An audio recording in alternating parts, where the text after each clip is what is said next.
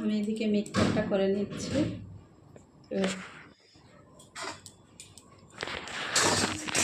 মশলাটা আমার হয়ে গেছে।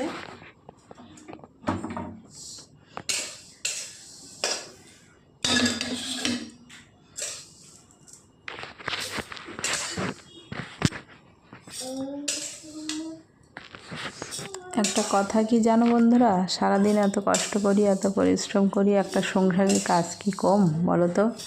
তো কেউ এসে বলবে বা কোনটা করছে, তো না হলে তখন সবাই বলবে যে এটা করনি ওটা করনি। আর